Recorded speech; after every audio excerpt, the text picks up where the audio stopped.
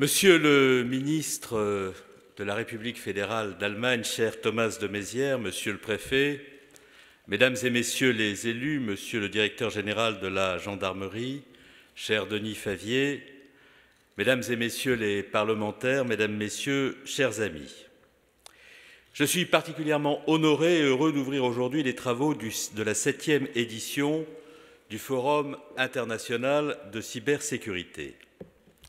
Un lien naturel et durable unit en effet le ministère de l'Intérieur à cette manifestation lancée à l'initiative de la Gendarmerie nationale en 2007 et organisée aujourd'hui en partenariat avec le Conseil régional du Nord-Pas-de-Calais et la société CEIS.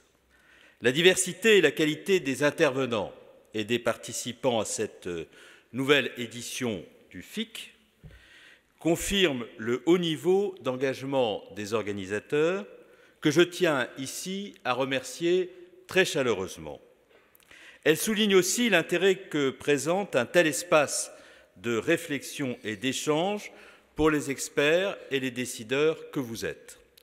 Je me réjouis également que l'Allemagne soit à l'honneur cette année et je tiens à saluer du fond du cœur la présence parmi nous aujourd'hui de mon homologue et ami allemand Thomas de Maizière, qui est venu pour nous apporter son soutien dans cette période particulièrement difficile où la France fait face à une crise sans précédent. Je disais à Thomas de Maizière tout à l'heure, à l'occasion de notre entretien bilatéral, que j'avais conscience, depuis que j'exerce une responsabilité ministérielle, de la dimension essentielle, fondamentale de l'amitié franco-allemande en toute chose. Mais dans l'épreuve que vient de traverser notre pays, j'ai ressenti que cette relation était non seulement utile, fondamentale, mais qu'elle était indispensable.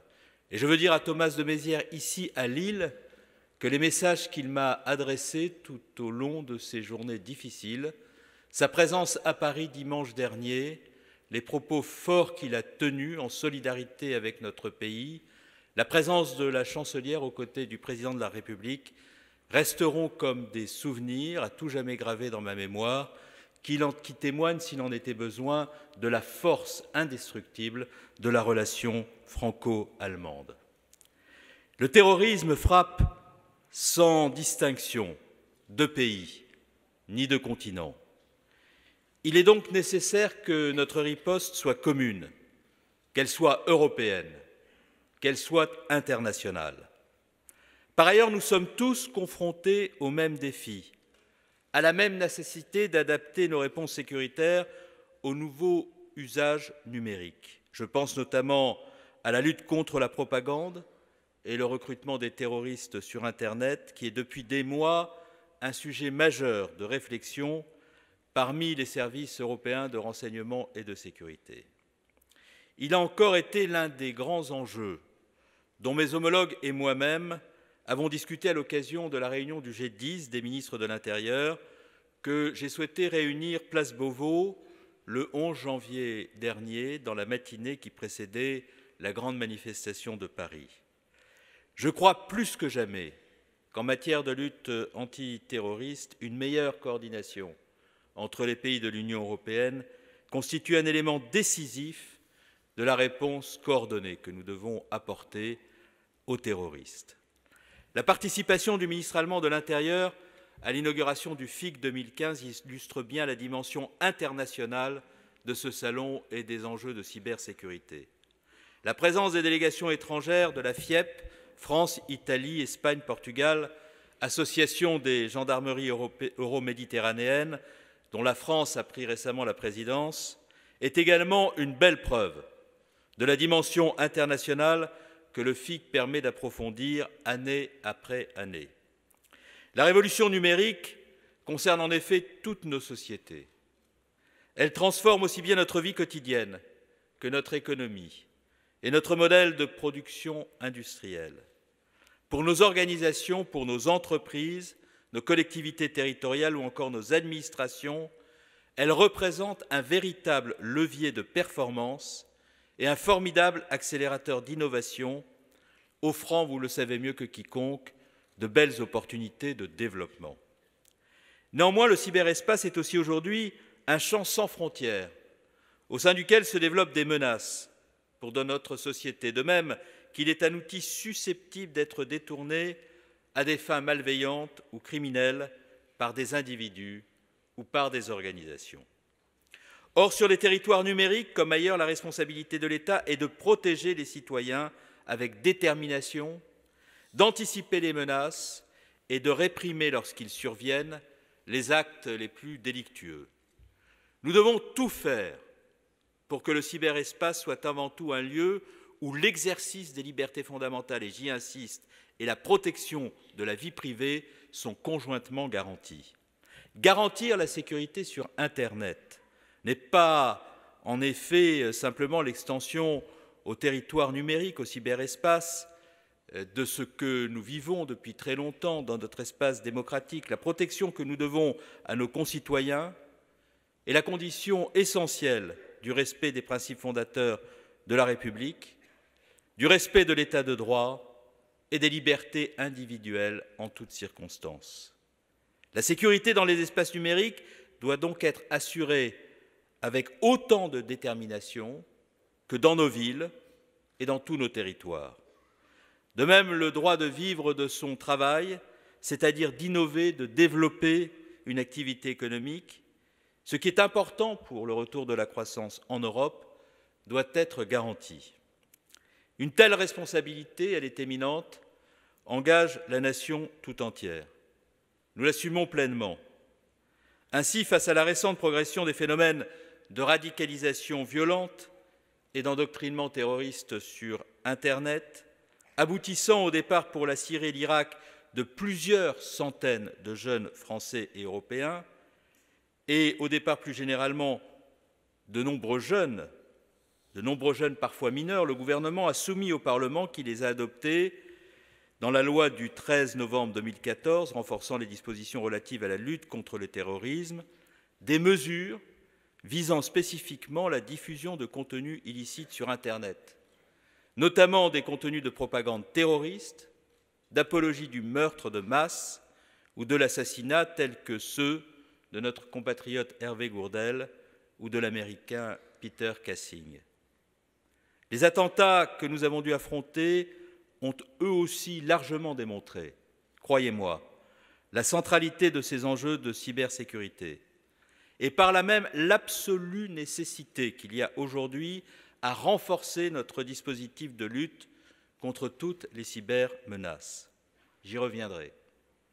Comme vous le savez, à la demande du Premier ministre, nous finalisons actuellement, précisément aujourd'hui, les nouvelles propositions qui seront présentées au Conseil des ministres demain en la matière. Ministère de l'État, ministère de la Sécurité, de la Prévention, de la Gestion des crises, le ministère de l'Intérieur français est donc particulièrement concerné par les trois dimensions fondamentales de la cybersécurité. La cyberdéfense, tout d'abord, vise à protéger les institutions et les intérêts nationaux conformément aux objectifs définis par le Livre blanc de la Défense et de la Sécurité nationale. Le ministère de l'Intérieur y participe très activement, aux côtés de l'Agence nationale de la sécurité des systèmes d'information et du ministère de la Défense, bien entendu. La sécurité des systèmes d'information est un deuxième enjeu, lui aussi très important. Il concerne non seulement les systèmes du ministère de l'Intérieur, mais aussi ceux de l'ensemble des acteurs économiques sur le territoire national. Enfin, la lutte contre la cybercriminalité mobilise aujourd'hui près de 600 enquêteurs spécialisés de la gendarmerie et de la police nationale. C'est la raison pour laquelle j'ai souhaité nommer en décembre dernier un préfet spécifiquement chargé de la lutte contre toutes les cybermenaces, le préfet cyber, comme on l'appelle, Jean-Yves Latournerie, qui est aujourd'hui présent parmi nous. Directement rattaché à mon cabinet et en lien permanent avec l'ensemble des directions générales et des directions du ministère qui sont concernées par les enjeux de cybersécurité, ainsi qu'avec les acteurs interministériels compétents, il a, ce cyberpréfet, plusieurs missions. Celle d'abord de piloter la montée en puissance du dispositif ministériel et de proposer, le cas échéant, des mesures adaptées d'organisation aux enjeux des cybermenaces.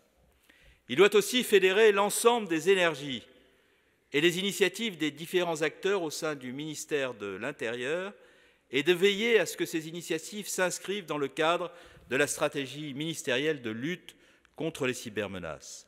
Il doit être aussi le point d'entrée identifié pour les acteurs extérieurs au ministère, notamment dans le cadre des travaux engagés par l'ANSSI visant à l'actualisation de la stratégie nationale de cybersécurité.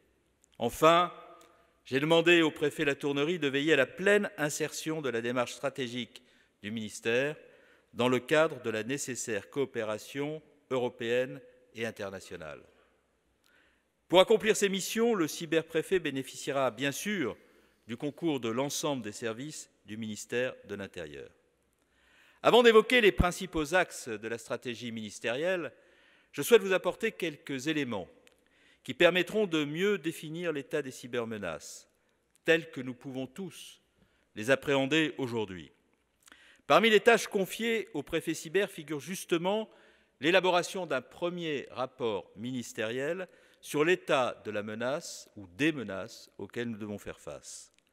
Les premiers travaux réalisés en vue de la rédaction de ce rapport permettent dès à présent de dégager 3 grandes tendances.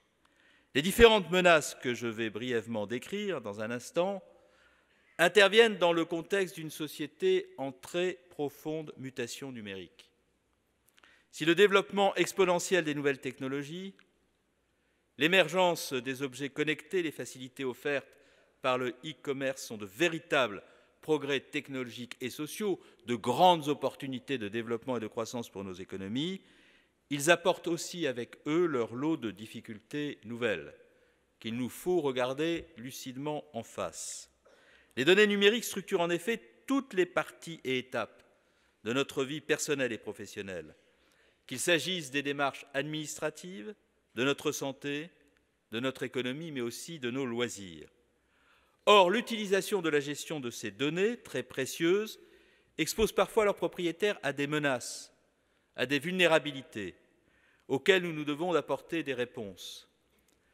La première de ces menaces, nous en avons parlé à l'instant en tête-à-tête avec le ministre Thomas de Maizière, est le cyberterrorisme, qui consiste à commettre une action destructrice par le truchement du moyen numérique. Comme je vous le disais, les groupes terroristes qui nous ciblent sont très actifs, et vous le savez, sur les réseaux sociaux, Facebook, Twitter, YouTube, tout en maintenant des canaux de transmission plus traditionnels comme les forums djihadistes. Même si les sociétés gestionnaires de ces médias sociaux sont aujourd'hui beaucoup plus soucieuses qu'elles ne l'étaient hier des contenus postés, l'utilisation d'Internet par les groupes ou organisations terroristes s'est considérablement amplifiée en 2014. Il apparaît aujourd'hui nettement que les groupes islamistes radicaux les plus structurés, je pense notamment à 2 d'entre eux, Al-Qaïda et Daesh, voient en Internet une tribune et un excellent vecteur de recrutement. À cet égard, entre 2013 et 2014, le nombre de signalements parvenus au ministère de l'Intérieur par le biais de la plateforme de signalement qui a été mise en place Pharos, créée au sein de la Direction centrale de la police judiciaire, a été multiplié par 3. Le fait que la grande majorité de ces signalements concernent des contenus détectés sur des réseaux américains ne diminue en rien l'impact de ces actes de propagande sur nos ressortissants, notamment les plus vulnérables, ou sur les étrangers qui résident habituellement sur le sol français. Les attentats auxquels nous avons dû faire face il y a une dizaine de jours nous ont aussi démontré, s'il en était besoin, que toute crise majeure, notamment terroriste, comporte désormais une très forte dimension de cybersécurité. Ils ont ainsi confirmé la nécessité pour le ministère de l'Intérieur de se préparer à affronter de nouvelles menaces numériques en se dotant des outils et des ressources appropriés. Les réseaux sociaux qui servent de vecteurs de communication aux terroristes, les supports numériques découverts ont été et seront exploités et analysés, entre autres par la sous-direction de la police judiciaire à la lutte contre la cybercriminalité dans des délais très brefs qui sont imposés par l'urgence et la gravité de la situation. Et je visitais hier cette sous-direction dans l'ensemble de ses composantes et j'ai insisté auprès de mes collaborateurs sur la nécessité d'aller vite, d'agir sans trêve ni pause. Car la lutte contre le terrorisme, c'est parfois, je dirais même souvent, une lutte contre la montre. Il a fallu ensuite faire face aux cyberattaques malveillantes, prenant la circonstance l'aspect d'un phénomène de masse inédit, modifiant les pages d'accueil ou exploitant les fragilités de milliers de sites institutionnels et privés. Plus de 1300 attaques ont en effet été revendiquées par des équipes de hackers se revendiquant d'organisations islamistes ou saisissant l'opportunité de démontrer leur capacité malfaisante. Nous avons donc dû organiser très rapidement une réponse judiciaire commune que la sous-direction à la lutte contre la cybercriminalité a pilotée. Le réseau des investigateurs spécialisés en cybercriminalité de la police et de la gendarmerie nationale a été mobilisé. La plateforme Pharos, elle-même mise à mal, a durant la crise traité en quelques jours plus de 25 000 signalements de contenus illicites sur Internet. Depuis les attentats, elle continue de veiller toujours aussi activement grâce à la détermination sans faille que j'ai constatée là aussi hier des opérateurs policiers et gendarmes qui s'y trouvent affectés. Enfin, une veille sur les réseaux sociaux a également été mise en place, exploitant dans un tel contexte de crise les contacts privilégiés noués avec les sociétés de services de l'Internet, plus particulièrement Twitter, Facebook, Google et Dailymotion. Un traitement particulier et en urgence a ainsi pu être accordé aux demandes de retrait des vidéos mises en ligne liées à ces attaques terroristes. On m'indiquait hier qu'il ne s'est pas écoulé plus de 5 minutes entre la diffusion de ces vidéos portées à la connaissance de la plateforme Pharos et l'interruption de la diffusion de ces mêmes vidéos. De manière complémentaire, les demandes de gel des données techniques liées aux demandes de retrait des vidéos ont été traitées à ma demande 24 heures sur 24 pour le compte de l'ensemble des services de la police et de la gendarmerie nationale. Mesdames et messieurs, je vous le dis gravement, non pas pour faire peur, parce que le terrorisme se regarde en face avec calme et sang-froid, mais simplement parce que nous devons, dans les circonstances, la vérité à chaque instant aux Français. Le cyberterrorisme est une menace majeure dont il convient de préserver absolument nos compatriotes, nos institutions et les intérêts nationaux comme le préconise le Livre blanc de la Défense et de la Sécurité nationale. Comme je vous le disais, le ministère de l'Intérieur travaille en étroite coopération avec l'ANSSI et le ministère de la Défense pour mettre en œuvre notre stratégie de cyberdéfense. La loi du 13 novembre 2014 a d'ores et déjà permis de renforcer nos moyens de lutte contre le cyberterrorisme. L'un de ses principaux objectifs est en effet de lutter plus efficacement contre la propagande djihadiste, l'apologie et la provocation au terrorisme en ligne. Pour ce faire, nous avons prévu des dispositions permettant, sous le contrôle d'une personnalité qualifiée, et le cas échéant, j'insiste sur ce point, du juge administratif, qui est le juge des libertés publiques, le blocage et le déréférencement des sites Internet qui mettent en ligne ce type de contenu. Le décret d'application relatif au blocage des sites sera publié dans les prochains jours. Après les dernières consultations, celui relatif au déréférencement suivra rapidement. La loi comporte également des dispositions moins connues du grand public, mais qui sont tout aussi importantes dans la lutte contre la cybercriminalité. Je pense à l'extension des cyberpatrouilles à l'ensemble des infractions relevant du champ de la criminalité organisée, à l'introduction du délit de vol de données informatiques, à l'aggravation des peines en matière d'atteinte en bande organisée au système de traitement automatisé de données de l'État et à l'application de certaines techniques spéciales d'enquête, la facilitation des perquisitions informatiques et le déchiffrement d'un certain nombre de données cryptées. Sans doute, notre dispositif législatif doit-il être encore amélioré. Et nous allons bientôt faire de nouvelles propositions pour gagner en efficacité dans notre lutte contre le cyberterrorisme. Mais les enquêteurs sont d'ores et déjà mieux armés pour affronter les défis d'aujourd'hui et ceux de demain. Cyberterrorisme donc. Le deuxième type de menace relève des cyberattaques contre les entreprises, qu'il s'agisse de cyberespionnage industriel ou de cyberescroquerie à grande échelle.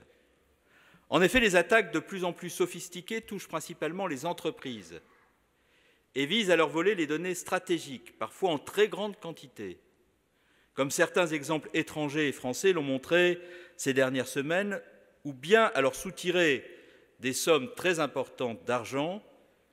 Plusieurs entreprises, parfois de grandes multinationales, ont été récemment victimes d'escroqueries aux faux ordres de virement.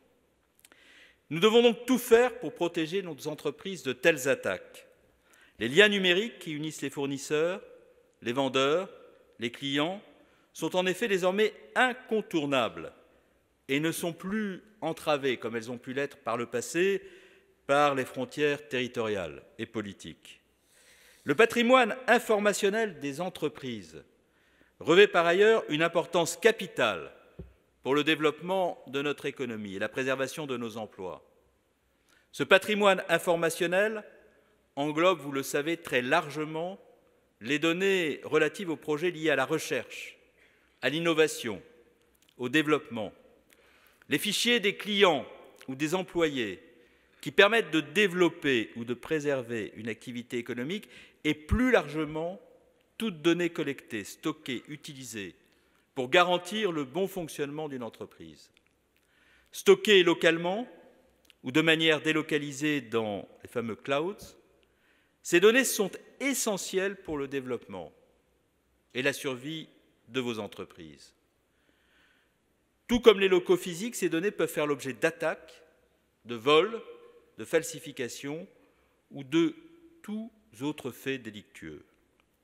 Enfin, le troisième type de menace dont nous devons tenir compte vise les particuliers, particulièrement vulnérables aux escroqueries en tout genre et qui s'accompagnent parfois de chantage sous forme numérique. Ainsi, les escroqueries représentent actuellement 80% des plaintes cybertraitées par les services de police et de gendarmerie. En 2013, l'usage frauduleux de cartes bancaires dans les transactions sur Internet s'élevait à 155 millions d'euros. Les paiements à distance ne représentent que 11% de la valeur des transactions nationales par carte bancaire, mais comptent pour 65% du montant de la fraude. Quant aux différentes formes de chantage sur Internet, on observe malheureusement le développement de plusieurs pratiques, telles que le chantage suite à des vols massifs de données internes ou de clients d'entreprise, le chantage à la webcam ou encore le chantage via l'utilisation de rançongiciels. Là aussi, nous devons tout faire, mesdames et messieurs, pour protéger nos concitoyens de telles menaces qui violent par ailleurs de façon parfois tragique, douloureuse, leur intimité ou ciblent leur activité professionnelle. Pour affronter tous ces défis, nous allons lancer un grand plan d'action qui renforcera l'efficacité des services du ministère de l'Intérieur en ce qui concerne la lutte contre les cybermenaces, quelles qu'elles soient. Je l'ai dit au début de mon propos, la responsabilité de l'État sur les territoires numériques comme ailleurs est de protéger les citoyens, d'anticiper les menaces, de prévenir et de réprimer tous les actes malveillants et criminels.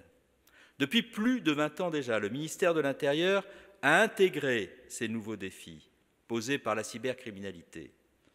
Mais aujourd'hui, l'ampleur et la variété du phénomène nous obligent à monter considérablement en puissance et à adapter en permanence notre dispositif de cybersécurité.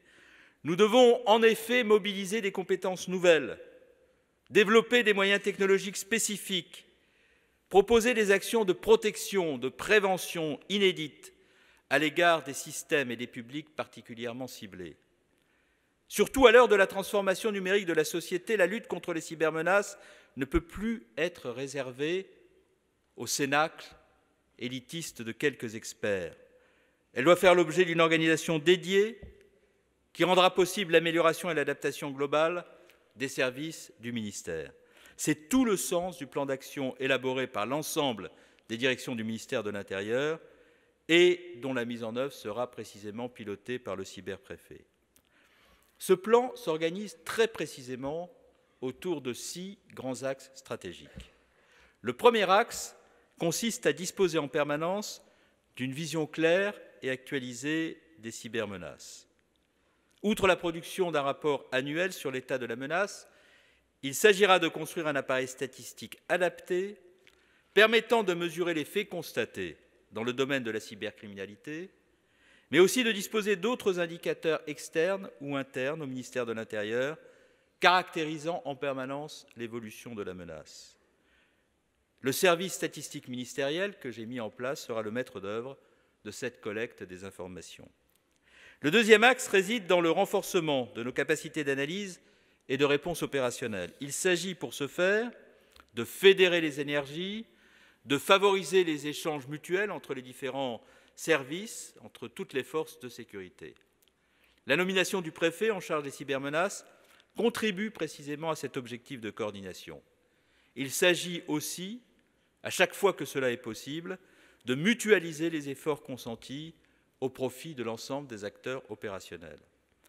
Nous disposons à l'échelon national d'un haut niveau d'expertise qui peut ainsi venir compléter et appuyer les dispositifs territoriaux de renseignement et le tout au profit des 2 forces de sécurité, police et gendarmerie, notamment dans le domaine judiciaire.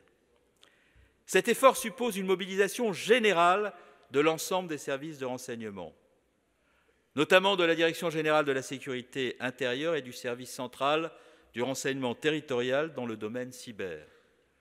Leur rôle d'anticipation sera complété par une veille de l'Internet, notamment sur les réseaux sociaux. Et j'aurai dans les prochaines heures, aux côtés du Premier ministre, à préciser les dispositions que nous mettrons en œuvre en ces matières pour renforcer les moyens de veille de nos services de renseignement dans un contexte où à la fois la Direction générale de la sécurité intérieure et le service central du renseignement territorial devront être mobilisés pour assurer la protection des Français dans la lutte contre le terrorisme par la mobilisation de tous les moyens technologiques à notre disposition. J'insiste encore une fois dans le respect rigoureux du droit et des principes généraux du droit qui fondent la République française, dans ses principes, dans ses valeurs. Car si nous devions lutter contre le terrorisme, en nous dotant de moyens et d'outils qui viendraient restreindre le champ des libertés publiques, alors nous aurions consacré la première victoire des terroristes qui entendent par l'effroi nous priver du bien le plus précieux, qui fait de façon séculaire l'identité de notre pays, c'est-à-dire son amour irrépressible de la liberté. Au sein de la direction centrale de la police judiciaire a été créée en avril dernier la sous-direction de la lutte contre la cybercriminalité. Elle réunit en son sein l'Office central de lutte contre la criminalité liée aux technologies de l'information et de la communication, qui comprend, comme vous le savez, des policiers et des gendarmes, ainsi qu'une division de l'anticipation et de l'analyse. J'ai pu constater personnellement le rôle essentiel qui est le sien en cas de crise, la réactivité, le savoir-faire, l'engagement de ces personnels. Au sein de la gendarmerie nationale, la division de la lutte contre la cybercriminalité, transformée en centre de lutte contre les criminalités numériques, sera rattachée au pôle judiciaire chargé de piloter la communauté des 1800 enquêteurs et correspondants technologie numérique de la gendarmerie. Ce centre développera également ses capacités d'investigation, d'initiative sur Internet. Parallèlement, au sein des sections de recherche de la gendarmerie, des groupes cyber seront créés pour consolider les capacités d'investigation de haut niveau, y compris au plan territorial, et poursuivre les responsables de trafic de toute nature, de haut niveau ou d'escroquerie en bande organisée. L'adaptation des moyens consacrés aux forces de sécurité pour se moderniser face aux cybermenaces tout en s'adaptant à la transformation numérique de la société, fait également l'objet de démarches mutualisées et communes entre les deux forces. Ainsi, l'organisation sur le pilotage du préfet chargé de la lutte contre les cybermenaces d'une veille juridique cyber à disposition de l'ensemble des services du ministère procède de cette démarche de mutualisation. Il en va de même en matière de formation à la lutte contre les cybermenaces pour l'ensemble des policiers et gendarmes, ou de la définition d'un schéma de mutualisation des formations des enquêteurs, des investigateurs spécialisés dans ce domaine, qui associeront à la fois la DGGN, la DGPN, la préfecture de police.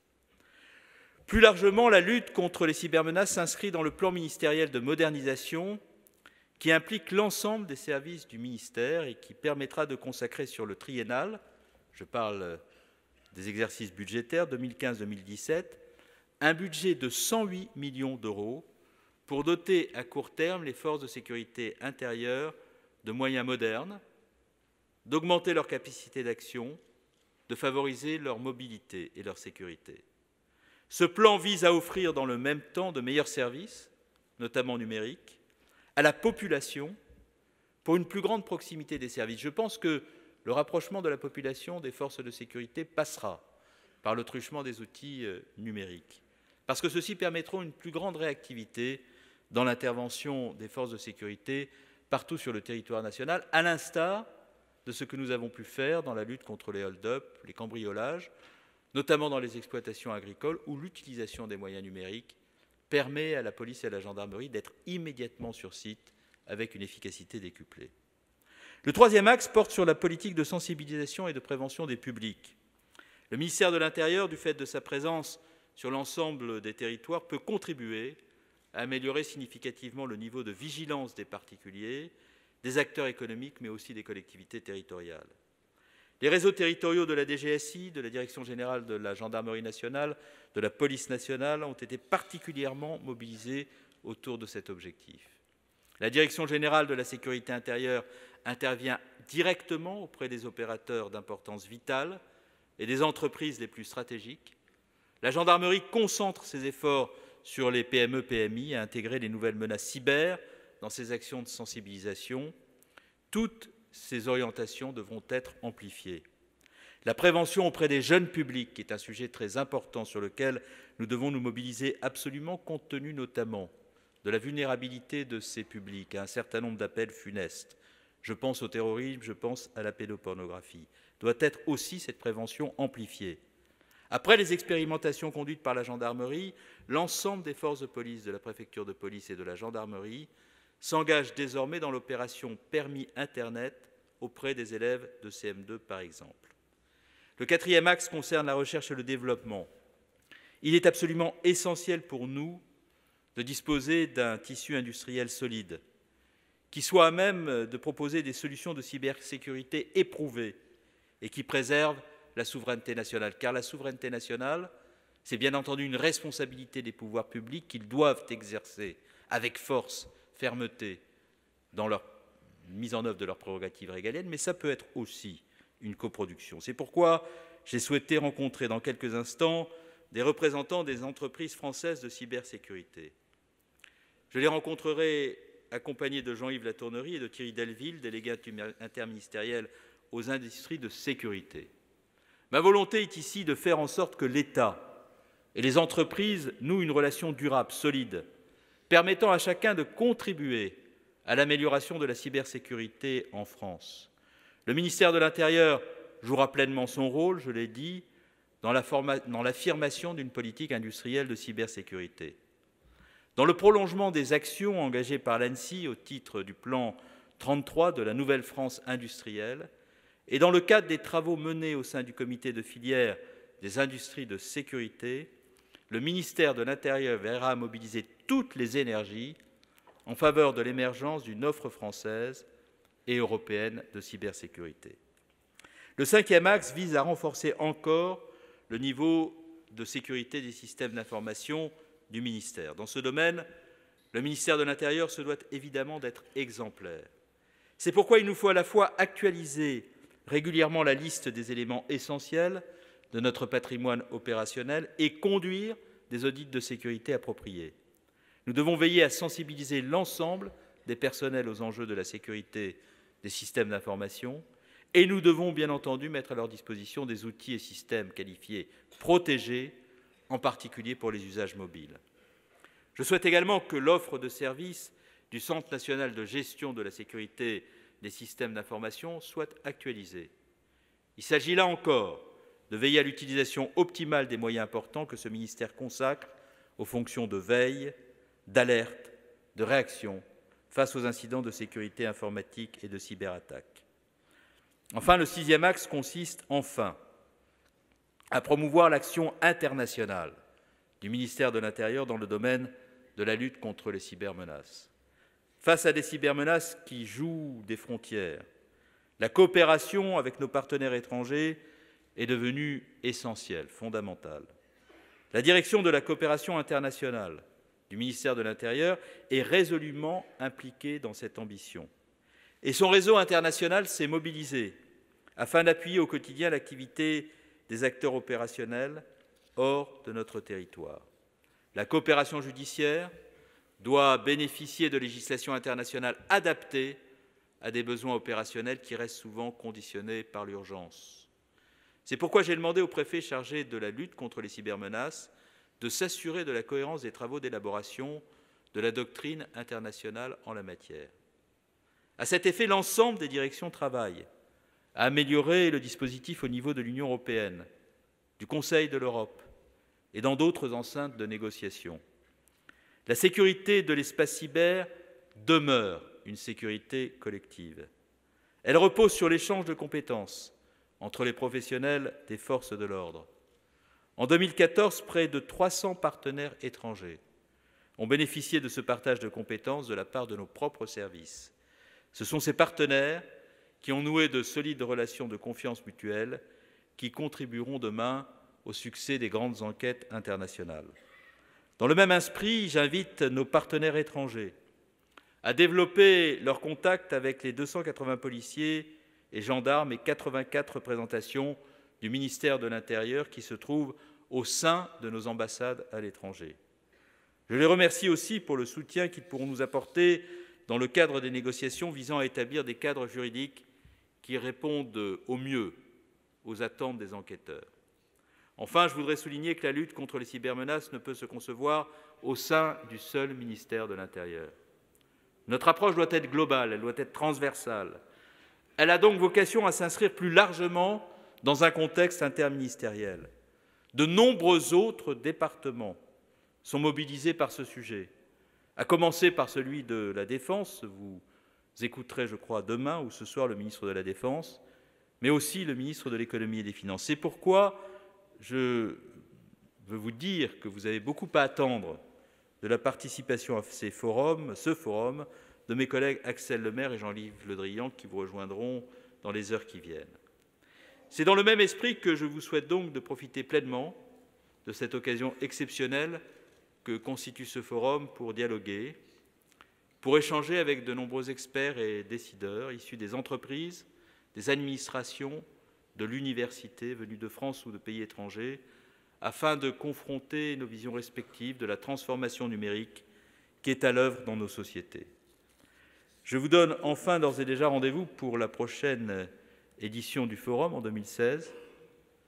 Vous pourrez compter naturellement sur l'engagement de mon ministère et au sein de celui-ci de la Gendarmerie nationale, dont je tiens à saluer la remarquable et persévérante engagement, contribution à cette initiative. Enfin, je voudrais conclure sur un petit mot qui tient à l'actualité. Nous venons de vivre des heures extraordinairement douloureuses qui témoignent de la réalité de la menace terroriste en France et en Europe. La France a été frappée, mais elle n'est pas la seule à l'avoir été. L'Australie, le Canada, la Grande-Bretagne l'ont été aussi, la Belgique, à travers les monstrueux assassinats de Médine et Mouche. La France est plus forte lorsqu'elle regarde en face la réalité de la menace.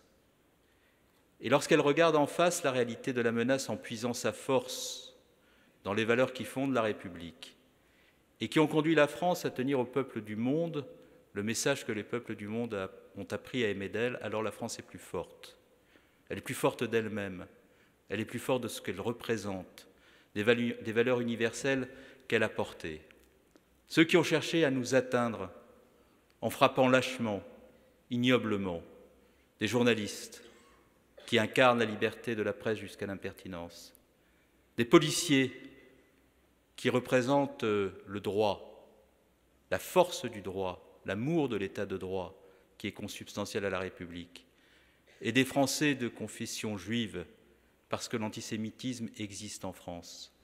Ceux qui ont frappé ainsi doivent savoir que nous les combattrons avec les armes de la République et de la démocratie, que nous ne les laisserons pas, par l'effroi qu'ils prétendent semer, remettre en cause les libertés fondamentales auxquelles nous tenons, et que nous nous armerons face à eux, en mobilisant tous les moyens dans la conformité, encore une fois, au principe du droit, pour que la République debout puisse demeurer telle qu'en elle-même, forte et belle, rassemblée autour de ses valeurs. Je vous remercie.